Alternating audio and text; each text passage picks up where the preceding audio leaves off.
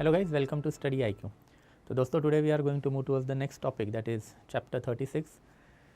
Lord Cornwallis को आज ख़त्म कर लेंगे। लॉर्ड कॉर्नवालिस के बारे में लास्ट लेक्चर में हमने देखा था कि he was the same person who got defeated in battle of Yorktown at the hand of George Washington, और इनको डेलिबरेटली इंडिया में भेजा हुआ था by the British home government. India में भेजने के पीछे का पर्पस था to carry out an essential reforms within India's administrative structure in order to perpetuate British power. Lord Cornwallis ने for that purpose judicial level पे जो reform किए थे वो हम लोगों ने कल देखे। अब इसको थोड़ा सा और आगे बढ़ाते हैं and today we are going to discuss the police reform, law and order related reform and thereafter even revenue reform of Lord Cornwallis.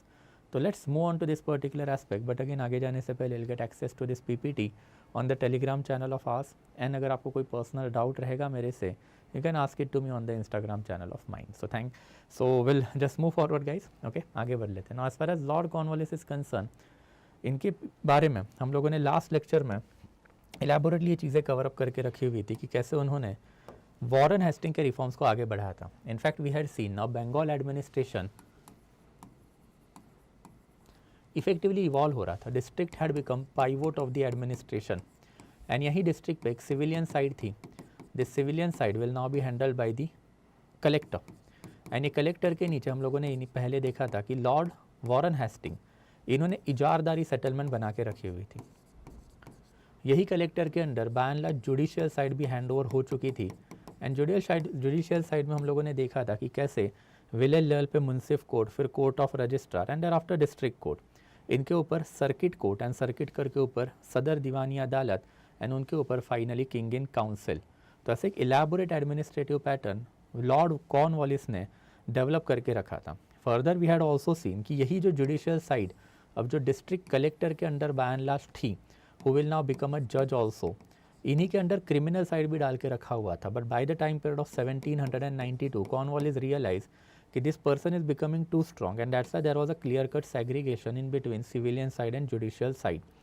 मैंने इसके ऊपर भी आपको इन्फॉर्मेशन दी थी कि दिस पर्टिकुलर सेटलमेंट या फिर सिस्टम जो है जिसमें कलेक्टर अलग रहेगा, जज अलग रहेगा, Britishers tried to implement it wherever they could, but because of the lack of manpower majority of the time ये दोनों पावर एक ही बंदे के पास रही, and that particular person functioned as judicial magistrate. तो अब इसको थोड़ा सा और आगे बढ़ाएंगे। आज हम लोगों को देखना है कि अब ये दोनों साइड के बाद कॉर्नवालिस ने एक नया बेसिकली सिस्टम जो है दैट इज़ पुलिस एडमिनिस्ट्रेशन भी डिस्ट्रिक्ट लेवल पे खड़ा कर दिया। Somewhere around 1792, 1793 itself, Cornwallis carried out elaborate law and order reforms in our country. सबसे पहले ट्रेडिशनल लेवल पे village level is there, and village के साथ साथ विलेज के ऊपर एक तालुक लेवल का administration was always there. Village के ऊपर ये जो सिस्टम थी that is taluk level administration, मुगलों में इसको परगना बोला जाता था। तो जो परगना लेवल का एडमिनिस्ट्रेशन या फिर विलेज लेवल का एडमिनिस्ट्रेशन है, by and large local level पे लैंड होल्डर्स यहाँ पे हमेशा से ही थे। लैंड होल्डर्स को आप ज़मींदार ही बोलोगे। तो ये जो ज़मींदार है लोकल लेवल पे बैठे रहते थे। We have got multiple categories of zamindar, जिनके ऊपर मैंने आपको पहले ही बताया था कि this are hereditary landlords in our country. राइस, राणा, रावत, मुकादम, खूट, ये कैटेगरी आपको नॉर्थ इंडिया में दिखाई देगी। वेस्टर्न इंडिया में अगर आप आओगे तो आपको पटेल, पाटिल, महात्रे, अगेन राणा, ऐसी कैटेगरीज दिखाई देंगी। साउथ इंडिया में अगर आप जाओगे तो गौडास एंड रेड्डीज़, ये कैटेगरी आपको विलेज लेवल पे, तालुक लेवल पे दिखाई देंगी, who always act as a hereditary landlord. When you are a hereditary landlord, एक particular piece of land is under you, obviously आप वहाँ पे क्या करोगे, रेवेन्यू कलेक्ट करोगे और आपके राजा को सबमिट करोगे। And apart from that you will also carry out law and order maintenance within that plot of land as far as local administration is concern. Lord Cornwallis ने सबसे पहले जो local level पे जो ज़मींदार थे इनके सारे राइट ही छीन लिए, एंड राइट छीन के बंगाल में इन्होंने अब अपना पुलिस एडमिनिस्ट्रेशन ओपन अप कर दिया। फॉर दैट पर्पस सबसे पहले लॉर्ड कॉर्नवालिस ने 400 स्क्वायर किलोमीटर के डिस्ट्रिक्ट बनाए। 400 स्क्वायर किलोमीटर का एक बेसिक पैरामीटर उन्होंने बनाया, एंड ये 400 स्क्वायर किलोमीटर के डिस्ट्रिक्ट पे ये पहले वाला एडमिनिस्ट्रेटिव मैकेनिज्म तो उन्होंने कंटिन्यू रखा। अब एक नया सुपरिटेंडेंट ऑफ पुलिस एसपी साहब जो वो अपॉइंट करने चालू कर दिया। फर्दर हर एक पर्टिकुलर डिस्ट्रिक्ट में इन्होंने लोकल लेवल पे और सब कैटेगराइजेशन किया, एंड 20 स्क्वायर किलोमीटर का मतलब 20 इंटू 20 किलोमीटर का या फिर 20 स्क्वायर किलोमीटर भी आप पकड़ लो, एक इन्होंने थाना अपॉइंट किया। एंड ये थाने में अल्टीमेटली बैठेगा कौन, दरोगा बैठेगा। ये दरोगा को आप आज के टाइम पे थानेदार भी बोल सकते हो, बट ये दरोगा जो है ये एक पर्टिकुलर थाने में आ गया। 400 स्क्वायर किलोमीटर का आपका डिस्ट्रिक्ट है, इसका सब कैटेगराइजेशन 20 स्क्वायर किलोमीटर में हुआ। मतलब बेसिकली एक सुपरिटेंडेंट ऑफ पुलिस के अंदर रफली वी कैन सी कि 20 थानास थे, हर एक थाना में एक हवलदार था। And what will be the objective of this थानेदार? It is to carry out law and order at a local level. And अब लॉ एंड ऑर्डर के लिए if you remember code of Gentoo law was there and Britishers could easily tackle all this particular machinery. तो Lord Cornwallis ने local level पे जो ज़मींदार थे या फिर लैंड होल्डर थे,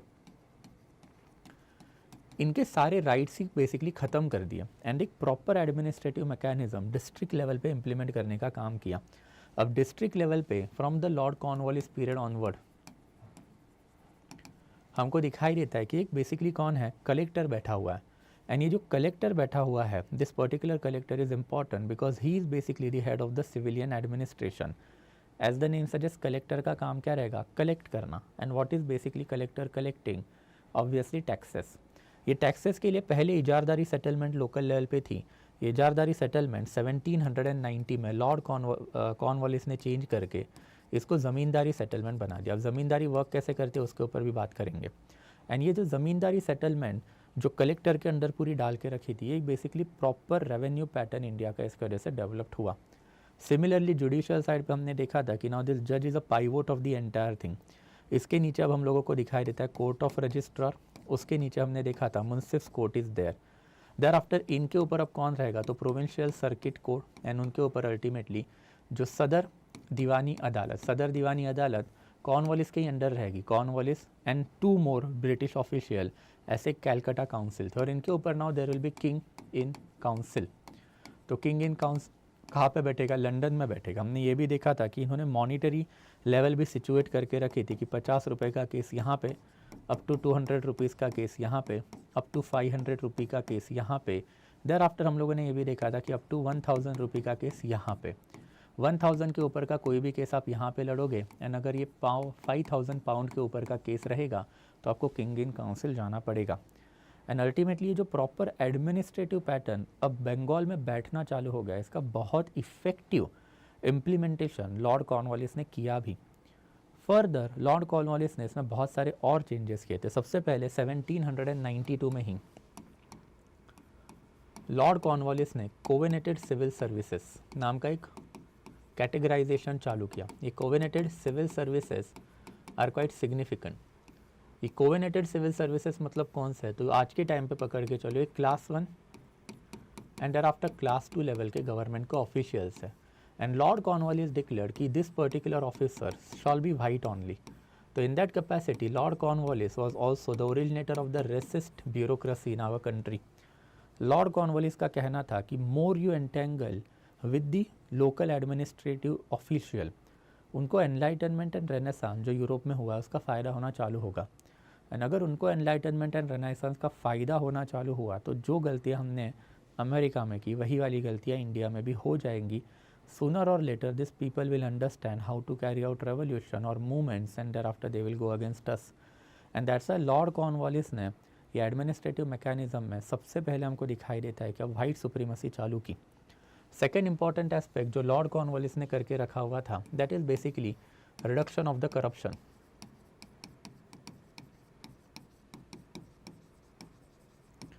Reduction of corruption is also significant because for that purpose he increased the salaries of the official. And इस सैलरीज में हम लोगों को अब आइडिया है कि डिस्ट्रिक्ट कलेक्टर लेवल के ऑफिसर को 1500 रुपीज़ पर मंथ मिलते थे, which was the highest possible amount that a civil servant could receive across world during that particular period of time. इसके वजह से यर अर्क टू कैरी आउट करप्शन जो है ये भी रिड्यूस हुआ। And Lord Cornwallis himself was a non tainted personality. इनके खिलाफ कोई भी हम लोग को दिखाई देता है कि एलिगेशन ऑफ करप्शन नहीं लगा। In fact this particular parameter was later on followed by each and every governor general that was going to come in our country. अगर पहले 2 गवर्नर या फिर गवर्नर जनरल की बात करते हैं, that is Lord Robert Clive and after Lord Warren Hasting, ये दोनों में हम लोगों को करप्शन के एलिगेशन दिखाई दिए। But Cornwallis himself was having zero tolerance to the corruption and after administration में सैलरी हाइक करके उन्होंने अल्टीमेटली हमको दिखाई देता है कि काफ़ी अच्छा खासा इंसेंटिव लोकल लेवल पे दे के रखा था। फर्दर हमने देखा था कि वॉरेन हेस्टिंग के टाइम पीरियड पे ही एक ऊपर बोर्ड ऑफ रेवेन्यू था।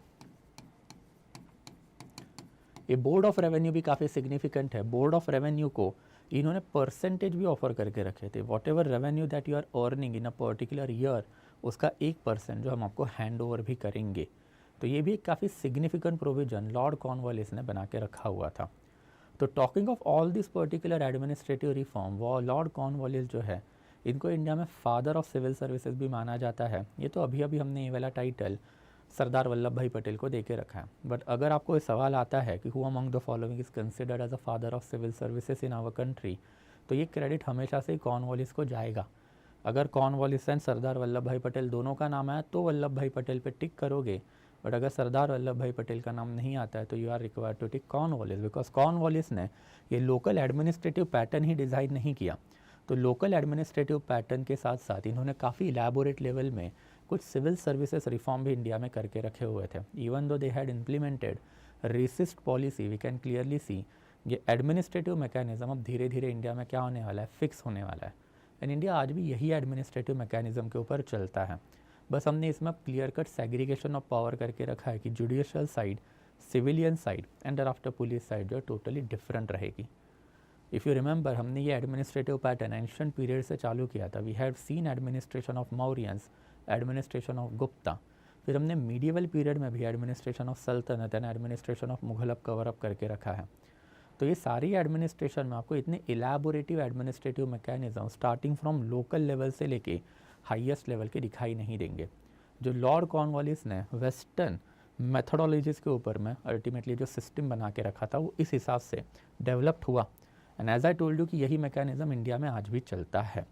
तो that is something that we can say about the police reform, या फिर पूरे के पूरे ब्यूरोक्रेटिक रिफॉर्म ही हम लॉर्ड कॉर्नवालिस से कंसिडर कर सकते हैं। कि पहले तो सैलरी इंक्रीज़ करना, नॉट ओनली पुलिस ऑफिशियल की but also each and every category of official. रफली you can use the digit also कि 1500 रुपीज़ पर मंथ की सैलरी उस ज़माने में मिलती थी, which was a very huge amount of the money are talking about. वैसे ही जो लोकल ज़मींदार थे, ये लोकल ज़मींदार मतलब कौन, तो जो ट्रेडिशनल लैंड होल्डर्स हैं इंडिया के, राय, राणा, रावत, खूट, मुकादम, जो बंगाल के अंडर थे, पहले तो उन्हीं के ऊपर गाज गिरी। एंड जैसे ही ब्रिटिशर्स ने धीरे धीरे पूरे इंडिया का एडमिनिस्ट्रेशन अपने अंडर लिया, तो उसके बाद में पाटिल, पटेल, महात्रेज, राणा, जो बेसिकली राजस्थान से लेके महाराष्ट्र तक के विलेज लेवल के हेरिडिटरी लैंड लॉर्ड हैं। And after Gowdas and Reddys, Gowdas Karnataka side में, रेड्डीज़ जो है आपको आंध्र प्रदेश वाले साइड में दिखाई देंगे। ये हेरिडिटरी लैंड लॉर्ड, इनके भी राइट्स लेटर ऑन ब्रिटिशर्स निकालने ही वाले हैं। और ये ट्रेडिशनल हेरिडिटरी लैंडलॉर्ड के राइट मतलब कौन से, that is right to collect revenue and thereafter right to carry out law and order administration. अब उसके लिए लोकल लेवल पे सुपरिटेंडेंट ऑफ पुलिस है, थानेदार है, and thereafter we can also talk about civilian side में, judicial side में collector and उसका सेक्रेटेरिएट अब बैठा हुआ है, will carry out all this aspect eight a local level. वैसे पुलिस सुपरिटेंडेंट की पोजीशन जो मैंने अभी आपको एक्सप्लेन की कि डिस्ट्रिक्ट लेवल पे ये एसपी नाम का जो नया पोजीशन है, अब ये भी लॉर्ड कॉर्नवालिस ने ही निकाला हुआ था। ये एसपी पोजीशन निकालने पीछे का पर्पज़ ही वही था कि जो ट्रेडिशनल हेरिडिटरी लैंडलॉर्ड है इंडिया में, इनकी पावर्स हम लोगों को क्या करनी है, तो कर्व करनी है। And that brings me to the revenue reform of the Lord Cornwallis. As far as revenue reform of the Lord Cornwallis concern, then obviously ये वही वाला पंगा हमने इजारदारी में देखा हुआ था कि कलेक्टर के नीचे अब ज़मीन के टुकड़े होंगे और ज़मीन के टुकड़े इजारदार नाम के बंदे के पास जाएंगे। It will be auctioned off, but वो ऑक्शन वाला मैकेनिज्म चला नहीं। हमने देखा कि इजारदारी सेटलमेंट पहले क्विंक्वेनियल था, 5 साल के लिए था।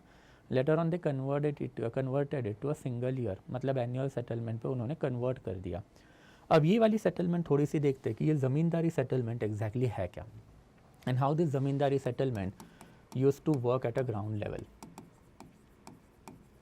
तो व्हाट इज़ ज़मींदारी सेटलमेंट, अब इसके ऊपर बात करेंगे। ऑब्वियसली अब लॉर्ड कॉर्नवालिस बैठे हुए हैं सेंट्रल लेवल पे, मतलब कैलकाटा में बैठे हुआ है।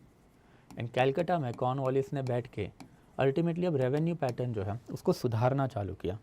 In fact one of the primary objective of sending Lord Cornwallis in India is to carry out reform of the revenue administration of our country.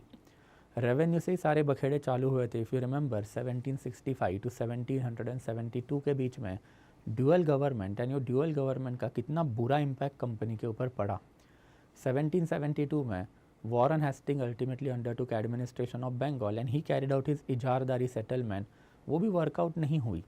And हमने देखा भी था कि इवन लॉर्ड कॉर्नवालिस का भी एलिगेशन है कि in 1789 1/3 of company's territory is basically forest land inhabited by wild beast. तो यहाँ पे सिर्फ जंगली जानवर रह रहे और जंगल हो चुका है कंपनी का 1/3 ऑफ द टेरिटरी। एंड वो भी गंगेटिक प्लेन की आप बात कर रहे हो, बंगाल की आप बात कर रहे हो, which is one of the most fertile land across the country. And that's why lord Cornwallis 1786 में इंडिया में आने के बाद he was thinking of a system कि एग्जैक्टली अगर हम लोगों को सिस्टम बनानी है तो कैसे करनी है। फॉर दैट पर्पज 1786 से लेके 1789 के बीच में लॉर्ड कॉर्नवालिस एंड इनके साथ एक और सिग्निफिकेंट पर्सनालिटी है सर जॉन शोर। He was basically president of the board of revenue during that particular period of time. तो हमने अभी देखा था कि बोर्ड ऑफ रेवेन्यू काफ़ी सिग्निफिकेंट पोजीशन है। अभी मैंने आपको दिखाया भी था कि कहाँ पे बैठेगा, तो इट इज़ ओवर हियर कि सिविलियन साइड का सेंट्रल लेवल पे जो हेड होगा वो board of revenue, and board of revenue Cornwallis के अंडर काम करेगा। बोर्ड ऑफ रेवेन्यू का एक सेपरेट प्रेसिडेंट भी था एंड दैट पर्टिकुलर प्रेसिडेंट वो सर जॉन शोर। और इन्होंने काफ़ी डिस्कशन डिबेट किए कि exactly what we are require to carry out in Bengal, कि जिसके वजह से हमारे ऊपर रेवेन्यू कलेक्शन का बर्डन भी नहीं पड़ना चाहिए। Ultimately revenue collection is another headache. Revenue collection के बर्डन से बचने के लिए तो अपनी इजारदारी सेटलमेंट पहले लगा के रखी थी कि लोकल लेवल पे क्या करेंगे, ऑक्शन ऑफ कर देंगे लैंड, एंड ऑक्शन ऑफ करके वही बंदे पे रिस्पॉन्सिबिलिटी डाल देंगे कि भाई आप रेवेन्यू लेके और हमको दो। बट इन दैट कैपेसिटी अब ये वाली सिस्टम फेल हो चुकी थी इजारदारी, एंड दैट्स वाई हम लोग को एक नई सिस्टम चाहिए जिसमें रेवेन्यू कलेक्शन का बर्डन नहीं चाहिए। एंड दूसरा जो है एक स्टडी फ्लो ऑफ इनकम हम लोगों को कैलकाटा की ट्रेजरी में चाहिए। कि क्यों चाहिए वो भी हमने देखा था, बिकॉज यहीं से तो पैसे निकाल के आप अक्रॉस इंडिया माल खरीदोगे और वो माल आप उठा के कहाँ पे जाओगे, ब्रिटेन में लेके जाके बेचोगे। And for that purpose ultimately एक नई system that is zamindari system evolve करना जो है इनको बेहतर समझा। फाइनली 1786 से 89 में जो डिस्कशन डिबेट हुआ उसमें उन्होंने मुगल्स के जितने भी रिकॉर्ड थे अल्टीमेटली वो उन्होंने खंगाल लिया, वो सारे के सारे उन्होंने चेक किए and they realize one thing कि उनका जो एडमिनिस्ट्रेटिव पैटर्न है रेवेन्यू मतलब सिविलियन साइड वाला, कि सबसे पहले एक बोर्ड ऑफ रेवेन्यू है। ये बोर्ड ऑफ रेवेन्यू के नीचे अल्टीमेटली डिस्ट्रिक्ट लेवल पे कौन बैठा हुआ है, तो डिस्ट्रिक्ट लेवल पे कलेक्टर बैठा हुआ है। एंड कलेक्टर के नीचे अभी हम लोगों को दिखाई देता है कि एक और पर्सनालिटी है दैट इज़ इजारदार। ये इजारदार क्या कर रहा है, इजारदार एक पीस ऑफ लैंड जो है ये ऑक्शन में खरीद रहा है, एंड ऑक्शन में अल्टीमेटली खरीद के इस पर्टिकुलर लैंड के ऊपर ये उधम मचा रहा है। एंड ये थोड़ा सा गलत चीज़ हो गया, तो इसको थोड़ा सा रिवर्स कर देते हैं। रिवर्स कैसे करेंगे कि ना ये जो पीसेस ऑफ लैंड है हम बना रहे हैं, मतलब लॉर्ड कॉर्नवालिस का कहना था as well as sir John Shore का भी कहना था कि अगर पीस ऑफ लैंड हम बना रहे हैं हर एक डिस्ट्रिक्ट में, ऐसे for example multiple piece of land हम लोग बना रहे हैं, तो जो पीसेस ऑफ लैंड हम बना रहे हैं तो वी आर नो और we are having Mughal records कि ये पीस ऑफ लैंड के ऊपर से हम लोगों को एक एस्टिमेटेड रेवेन्यू कितना आएगा। एंड ये एस्टिमेटेड रेवेन्यू जो हम लोगों को आएगा ये काफ़ी सिग्निफिकेंट डाटा हमारे पास है, and that is what they first of all did in between this particular 4 year, कि इन्होंने बंगाल का जो पूरा का पूरा डिस्ट्रिक्ट है ये डिस्ट्रिक्ट को मल्टीपल पीसेस ऑफ लैंड में इन्होंने डिवाइड कर दिया। एंड ये मल्टीपल पीसेस ऑफ लैंड में डिवाइड करने के बाद हर एक पर्टिकुलर पीस ऑफ लैंड में से इन्होंने एक एस्टिमेटेड रेवेन्यू निकाला कि भाई एक पर्टिकुलर अमाउंट के ऊपर आते हैं, एक एस्टिमेटेड रेवेन्यू हमारे पास कितना है वो देखेंगे। नाउ से फॉर एग्जांपल ये पर्टिकुलर पीस ऑफ लैंड में से एस्टिमेटेड रेवेन्यू है 100 रुपीज़, ये पीस ऑफ लैंड में से एस्टिमेटेड रेवेन्यू है 500 rupees. Now they got to know कि सबसे पहले क्या होगा, now they got to know कि जो इजारदारी सेटलमेंट में प्रॉब्लम हुआ वो इसी के वजह से हुआ। इजारदारी सेटलमेंट में ये लोग क्या कर रहे थे कि कलेक्टर के नीचे पीसेस ऑफ लैंड है वो डायरेक्टली ऑक्शन ऑफ कर रहे थे without carrying out estimation of revenue कि कितना रेवेन्यू आपके पास आ सकता है। बट अब Lord Cornwallis and John Shore ने पहले तो ये एस्टिमेशन निकाल दिया कि भाई एक पीस ऑफ लैंड जो अभी हम लोगों को ऑक्शन में डालना उससे कितना रेवेन्यू आने वाला है। एंड एक एस्टिमेटेड अमाउंट का रेवेन्यू जैसे उन्होंने निकाल दिया, उनको पता चला कि भाई कितना रेवेन्यू पीस ऑफ लैंड में से आएगा। And once they have prepared each and every land and each and every land से आने वाला estimated revenue, thereafter they went for the auction. अब उन्होंने वापस से ऑक्शन के ऊपर लैंड डाल दिया, बट अब ये सेटलमेंट को इन्होंने इजारदारी नहीं बोला, इन्होंने इस बार जो ऑक्शन कैरी ऑफ किया ये लैंडमार्क ऑक्शन था, बिकॉज ये एक्शन में उन्होंने दो चीज़ें काफ़ी इलेबोरेटली हाईलाइट की कि सबसे पहले तो अब उनको पता है कि मैक्सिमम बिड क्या हो सकती है। अगर ये पीस ऑफ लैंड से 100 आने वाला है एंड से फॉर एग्जांपल मैं साइनिल, मैं वहाँ पे ऑक्शन में बैठा, अगर मैं बोलूँ 1000 रुपये दूंगा तो obviously I am not going to get that much of amount, ये तो पता ही था। एंड दैट्स उन्होंने बोला, मतलब ब्रिटिशर्स ने मुझे बताया कि देखो आप ये पीस ऑफ लैंड में इंटरेस्टेड हो, हमको कोई प्रॉब्लम नहीं, हम आप ये पीस ऑफ लैंड आपको दे देंगे, बट एक चीज़ आपको ध्यान में रखनी है कि इसमें से मैक्सिमम रेवेन्यू भाई 100 ही निकल सकता है, तो आपको 100 ही निकालना है। एंड फॉर दैट पर्पज़ हम लोग आपको क्या करेंगे कि बेसिकली ज़मीन का जो ओनर कंसिडर करेंगे, आपको ज़मीन के ओनरशिप राइट जो है हम लोग वो भी बेसिकली आपको दे देंगे। इन रिटर्न आपको क्या करना है कि ज़मीन से जो रेवेन्यू आप कलेक्ट कर रहे हो वो रेवेन्यू का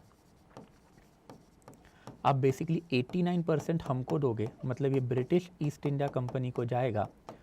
and thereafter 11% as a basically collection amount जो है वो आप रखो, मतलब ज़मींदार हो अभी आप, you are a land holder of that particular land, तो वहाँ का बेसिकली 11% जो आप रखोगे। And that is basically the permanent settlement. Lord Cornwallis ने जो सेटलमेंट कैरी आउट की थी काफ़ी सिग्निफिकेंट सेटलमेंट मानी जाती है। इजारदारी में हमने देखा था कि आपने आओ देखा ना ताओ देखा, अपने डायरेक्टली पीसेस ऑफ लैंड बना दिए and pieces of land open auction के लिए डाल दिए।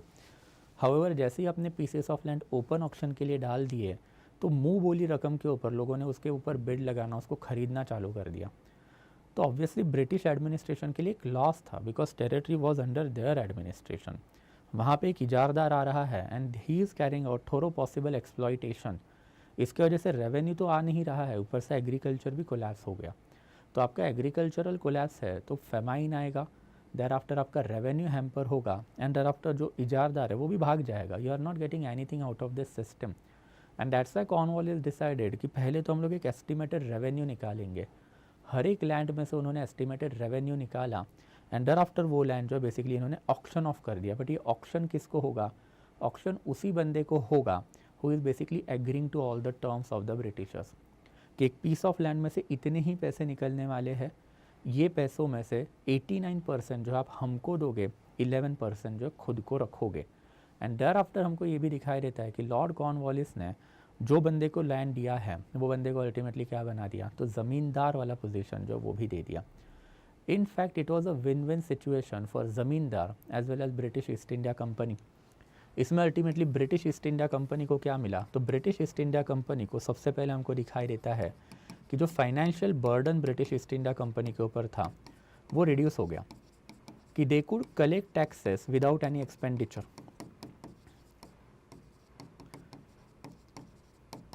मतलब कलेक्टर के नीचे अब आपको कोई मशीनरी रखने की अभी भी ज़रूरत नहीं है, अपने डिस्ट्रिक्ट लेवल पे कलेक्टोरेट बना दिया, उसके बाद में अब ज़मींदार है आपके नीचे, ज़मींदार अपने लैंड के ऊपर का पैसा कलेक्ट करेगा एंड देयर आफ्टर कलेक्टर को सबमिट करेगा, सिंपल है।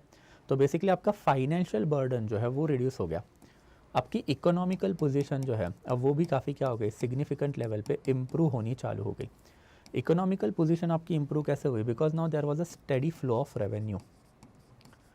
तो अब रेवेन्यू जो है उसका एक स्टडी फ्लो जो है आपके ट्रेजरी में भी आना चालू हो गया, बिकॉज आपने एक एस्टिमेटेड रेवेन्यू पहले निकाला है और वो एस्टिमेटेड रेवेन्यू का 89% अपने पास रखा है, 11% एज अ कलेक्टिंग अमाउंट अपने ज़मींदार को देके रखा हुआ है।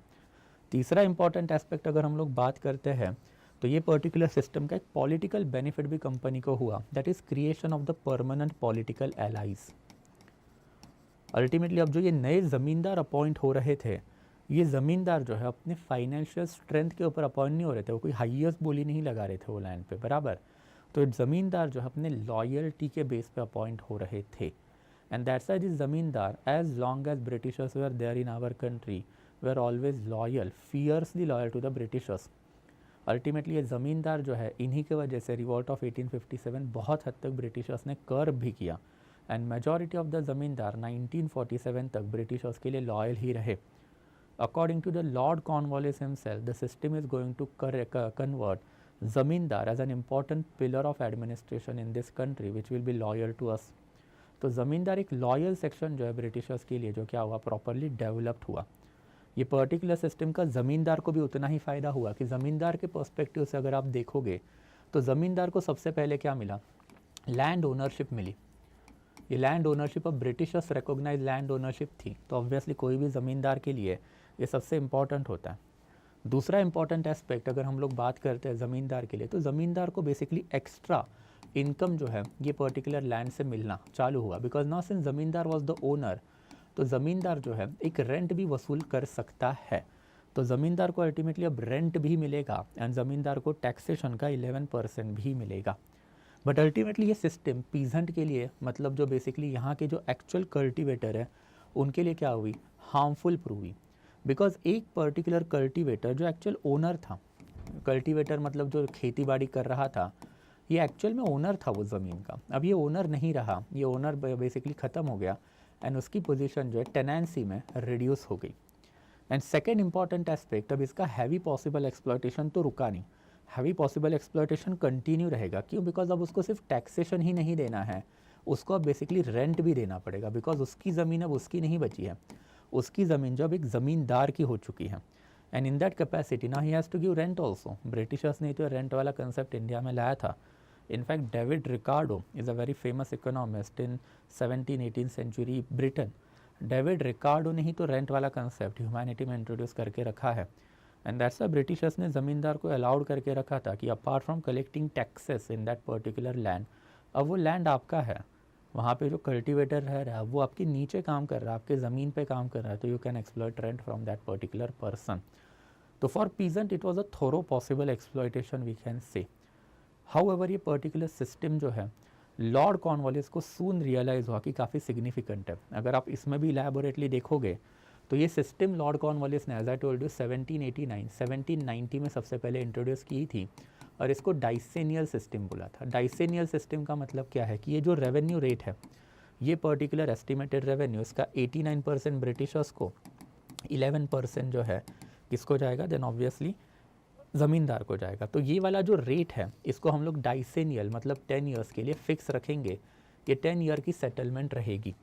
But soon Lord Cornwallis realize कि बाय 1793 कि ये डाइसेनियल सिस्टम तो छोड़ो, इसके पॉलिटिकल बेनिफिट बहुत ज़्यादा है कि ज़मींदार लॉयल रहेगा एंड ज़मींदार के through we can rule India effectively. तो डाइसेनियल सिस्टम को इन्होंने परमानेंट ही कर दिया।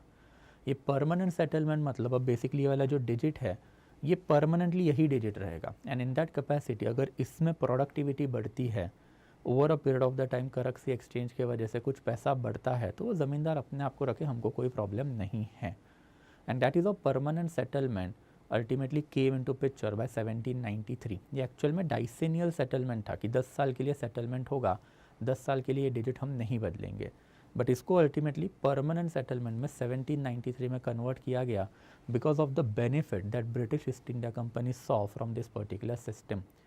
बट ये सिस्टम अल्टीमेटली रूनस प्रूव हुई for the entire Bengal. And that's by 1820 and 1840s जब Britishers South India and western India capture करेंगे तो वहाँ पे ये सिस्टम ब्रिटिशर्स नहीं लगाने वाले। साउथ इंडिया में रहतवारी, नॉर्थ वेस्टर्न इंडिया में अल्टीमेटली महालवारी सेटलमेंट ब्रिटिशर्स ने लगाई। वो लगाने के पीछे का रीज़न ही वही था कि इन दिस पर्टिकुलर सेटलमेंट पहले तो ब्रिटिशर्स ने अपना right to increase revenue give up कर दिया एंड देयर आफ्टर ज़मीन के ऊपर की जो सिचुएशन है वो एक्सप्लॉयटेटिव के एक्सप्लॉयटेटिव ही रही। लॉर्ड कॉर्नवालिस ऑलवेज थॉट कि अगर हम लोग ये लीनियंट मेजर्स या फिर लीनियंट ट्रीटमेंट ज़मींदार को देंगे तो ज़मींदार अपने लैंड का प्रोडक्टिविटी बढ़ाएंगे तो जो पैसा बढ़ने वाला है वो सारा उनके जेब में जाएगा, हमको पैसा नहीं मिलेगा। बट ज़मींदार थोड़ी ना प्रोडक्टिविटी बढ़ाने वाला है, ज़मींदार ने प्रोडक्टिविटी बढ़ाई नहीं, ज़मींदार ने एक्सप्लॉयटेशन ही कैरी आउट किया एंड एक्सप्लॉयटेशन की वजह से और लोकल लेवल पे गड़बड़ हुई। इनफैक्ट ये पूरे सिस्टम के वजह से इंडिया का जो ट्रेडिशनल विलेज पैटर्न है वही हिल गया एंड एक एब्सेंटी लैंडलॉर्डिज़म नाम वाला नया पंगा इंडिया में आ गया। एब्सेंटी लैंडलॉर्डिज़म का मतलब क्या है कि अल्टीमेटली अब जो विलेज का लैंड ओनर है वो कैलकाटा में बैठा है, शहर में बैठा है एंड विलेज जो है बेसिकली अब उसके लिए काम कर रहा है। एंड इन दैट कैपेसिटी वो विलेज में से जो भी सरप्लस ऑफ मनी जमा होगा वो विलेज में नहीं इन्वेस्ट किया जाएगा, वो पैसा जो है डायरेक्टली शहरों में चला जाएगा। तो इस सिस्टम के ऊपर ये एलिगेशन भी लगता है कि it was a suction pump of wealth from the rural area to urban area, because landlord गाँव में नहीं बैठेगा, अब लैंडलॉर्ड कैलकाटा में बैठा हुआ है, शहर में बैठा हुआ है। तो that is something that we can say कि ज़मींदारी सेटलमेंट या फिर परमानेंट सेटलमेंट, एंड ये ज़मींदारी या फिर परमानेंट सेटलमेंट यहाँ पे लगी थी, दैट इज़ इस बंदे के नीचे लगी थी। दैट इज़ बेसिकली कलेक्टर के नीचे। इसमें भी इजारदार वाला जैसा ही पंगा था कि इसमें एक सनसेट क्लॉज आपको दिखाई देगा। सनसेट क्लॉज का मतलब क्या है कि ब्रिटिशर्स ने एक स्पेसिफिक डेट आपको बताई है जब तक आपको 89% ऑफ द रेवेन्यू जो है वो यहाँ पे जमा करना है। अगर आपने नहीं जमा किया on that particular date sunset, तो आपका लैंड आपसे जब्त किया जाएगा, कॉन्फिस्केट किया जाएगा और किसी दूसरे को वो लैंड जो है ऑक्शन में दिया जाएगा। तो इसके वजह से काफ़ी सिग्निफिकेंट लेवल पे ये रेवेन्यू सिस्टम जो है लोकल लेवल पे इवॉल्व हुई। And Britishers as we have just discuss जितने फ़ायदे उनको हुए, तब जाके फाइनल एडमिनिस्ट्रेटिव पैटर्न जो अब इंडिया का काफ़ी इलेबोरेटली डेवलप्ड हुआ। एंड बाय एंड लार्ज यही इंडिया का एडमिनिस्ट्रेटिव पैटर्न आपको आज भी दिखाई देगा, बस अल्बाइट सर्टन चेंजेस, कि छोटे मोटे चेंजेस हम लोगों ने हियर एंड देयर कर दिए।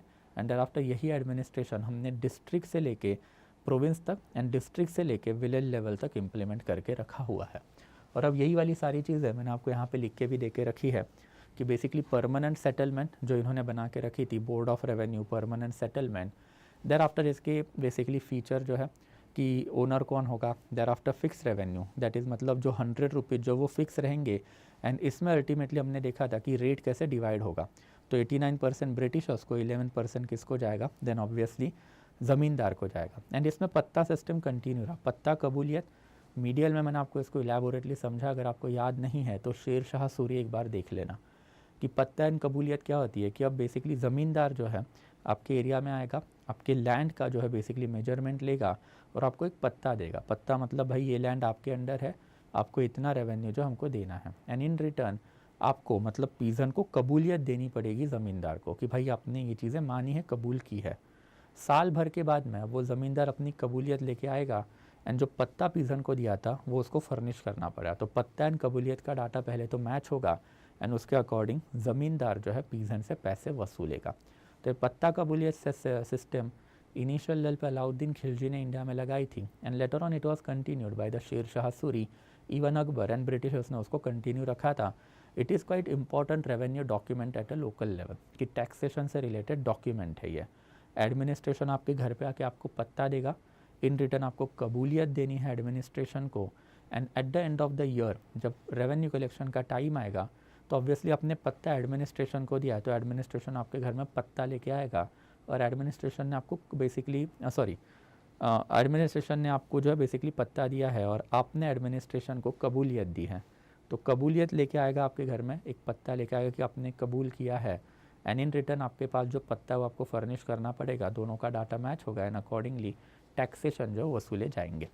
तो that is something related to this particular system. Thereafter इसमें position of the zamindar, owner of the land. Thereafter अगर आपने सनसेट क्लॉज के टाइम पे अगर पैसे नहीं जमा किए तो आपका रिमूवल जो है वो किया जाएगा। Thereafter position of the cultivator, कि अब कल्टीवेटर टेनेंट बन गया। टेनेंट में अल्टीमेटली उसको क्या करना है, तो टैक्स भी देना है, देयर आफ्टर रेंट भी देना है, जिसके वजह से हमको दिखाई देता है कि जॉन शोर जो कंपनी के ही ऑफिशियल्स है, लेटर ऑन हम लोग बेसिकली इनके ऊपर भी पढ़ेंगे कि जॉन शोर जो है उन्होंने अल्टीमेटली हम लोगों को दिखाई देता है कि बेसिकली क्या करके रखा है, एक डिजिट हमको दिया है कि अगर 100 रुपीज़ अगर पीजेंट कमा रहा है तो उसमें से 45 रुपीज़ ब्रिटिशर्स के पास जा रहे हैं, 15 रुपये जो है बेसिकली ज़मींदार के पास जा रहे हैं एंड सिर्फ 40 रुपये किसके पास बच रहे, कल्टीवेटर के पास बच रहे हैं। एंड दैट्स ये सिस्टम में हम लोग को दिखाई दे रहा है कि ऑलमोस्ट 60% जो है उतना रेवेन्यू बेचारे पीजन को देना पड़ रहा है। एंड देयर आफ्टर फिर removal of the tenant, as I told you कि अगर बेसिकली टेनेंट ने अपना भाड़ा नहीं दिया, दैट इज़ रेंट नहीं दिया, तो उसको निकालने के प्रोविज़न भी है। एज आई टोल्ड यू कि रेंट अब देना पड़ेगा एंड अगर आप रेंट नहीं दे रहे हो, टैक्स दे रहे हो पर रेंट नहीं दे रहे हो, ये भी नहीं चलेगा, रेंट भी देना पड़ेगा। एंड देयर आफ्टर फिर इसके ऑब्जर्वेशन जो कंपनी को एडवांटेज होंगे पॉलिटिकल, इकोनॉमिकल, फाइनेंशियल, एंड इसके ऊपर एक सेटन कर का स्टेटमेंट भी, that is political benefit of the settlement become basically balanced it's economical defect, कि इकोनॉमिकली इसमें ज़्यादा कंपनी को फ़ायदा नहीं हुआ। इनफैक्ट ये सिस्टम इतनी हाइनस थी कि ये सिस्टम को अबॉलिश करने के लिए इंडिपेंडेंट इंडिया का जो पहला गवर्नमेंट था नेहरू का, उन्होंने फर्स्ट कॉन्स्टिट्यूशनल अमेंडमेंट एक्ट भी किया। राइट टू प्रॉपर्टी जो फंडामेंटल राइट था उसको वापस भी लिया, उसके ऊपर रीजनेबल रेस्ट्रिक्शन लगाए and thereafter zamindari abolition 1954 में एक एक्ट लाया एंड ज़मींदारी जो है इंडिया में अबॉलिश हुई। बट 1954 में जो रेवेन्यू कलेक्शन का रेट था गवर्नमेंट ऑफ इंडिया का फ्रॉम बंगाल, बिहार, उड़ीसा, वो सेम था 1793 में जो था वो। And that's you can clearly सी अगर 250 साल के लिए गवर्नमेंट को अगर रेवेन्यू बढ़ नहीं रहा है तो this system is not workable system. And that's इस सिस्टम को निकालना जो है ज़रूरी था, and that is what government ultimately did. तो financially it was not a viable और साउंड सिस्टम, बट फिर भी इसके पॉलिटिकल बेनिफिट थे। Zamindar as a permanent ally and a loyal ally, जिसकी वजह से ये सिस्टम कंटिन्यू रखी गई। एंड देयर आफ्टर इसके डिसएडवांटेजेस अगर हम लोग बात करते हैं तो एक्सप्लॉयटेटिव थी, इसकी वजह से फेडरलिज्म भी आया कि अब एक नया ज़मींदार बैठा हुआ है। देयर आफ्टर अल्टीमेटली जो स्टैग्नेशन रूरल इकोनॉमी में इसके वजह से आया कि अब सारा ही पैसा शहरों में जा रहा है, रूरल इकोनॉमी में अगर इन्वेस्टमेंट ही नहीं होगी तो वो आगे कैसे बढ़ेगी। देयर आफ्टर इसके इकोनॉमिकल टोल भी थे कि इकोनॉमिकल टोल में सबको ही लॉस हुआ अपार्ट फ्रॉम ज़मींदार, एंड एब्सेंटी लैंडलॉर्डिज्म जो मैंने आपको बता के भी रखा था। अगेन बेसिकली कार्वर नाम के एक ब्रिटिश ऑफिशियल है, उनका कहना था कि next to war famine pestilence, pestilence मतलब जो बेसिकली ये जो है दैट इज़ जो अटैक होता है ना बैक्टीरियल डिसीजेस वगैरह का, उसको पेस्टिलेंस बोलोगे। The worst thing that can happen to Indian rural community was absentee landlordism, because अब एक ऐसा बंदा ज़मीन का ओनर बना हुआ है जिसको वो गांव में या फिर विलेज में कोई दिलचस्पी नहीं है, एंड वो बंदा शहर में बैठा है। जो भी पैसा जमा होगा उसके लिए विलेज से वो पैसा सारा शहर में जाएगा, एंड शहर की इकोनॉमी में खर्चा होगा। दैट इज़ हाउ धीरे धीरे इंडिया में विलेज वर्सेस अर्बन डिवाइड जो पड़ेगा